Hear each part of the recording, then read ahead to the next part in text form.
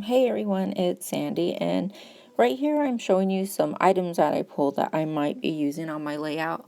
I thought about using that gesso right there. I have this stencil that's from the Crafter's Workshop. It has tapes on it.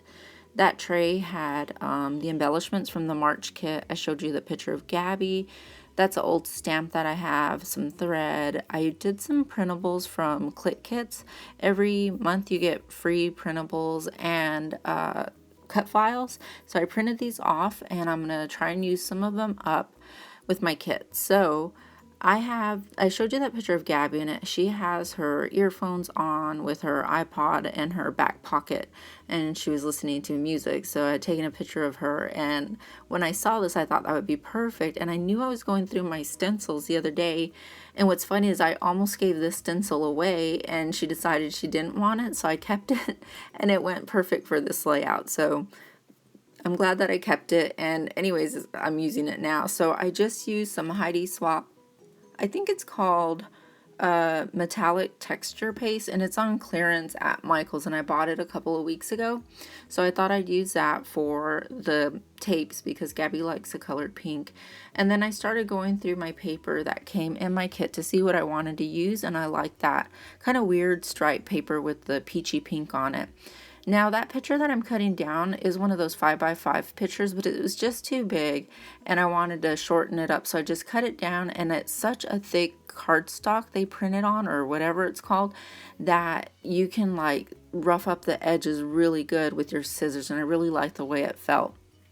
So I went ahead and did that, and look at there, my old ATG gun came back out. So I got tired of running out of tape. I went ahead and just bought a few refills of what I could find for some little tape, runners I had, and then some ATG gun tape. So it was nice to have it out. I was like, why don't I just keep it out? It's so much smoother and it lasts a lot longer. So right here, I'm just cutting a strip of paper because I know I kind of want a few strips to go on my layout. So I was kind of seeing what goes with it, and I like that vertical stripe right there.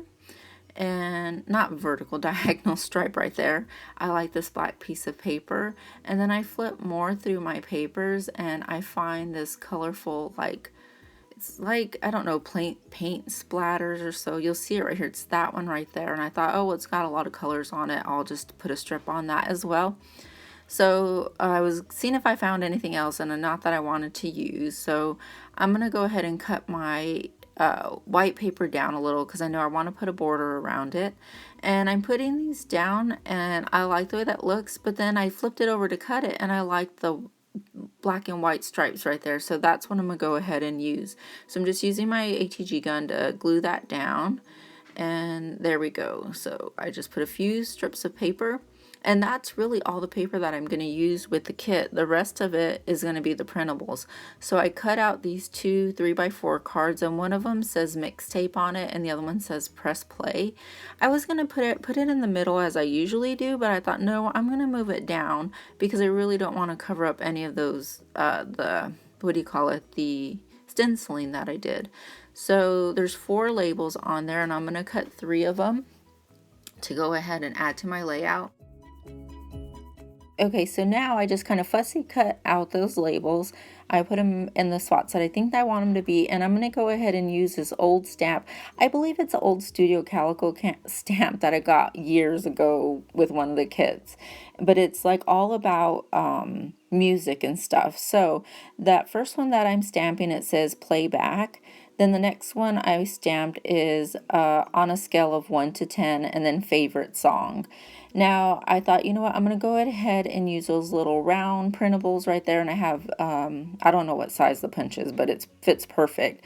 So I'm going to go ahead and put those, and I'm going to stamp those as well. With one of them, I think I stamp, it's like a little stamp of an iPod with music on there, or like an iPhone.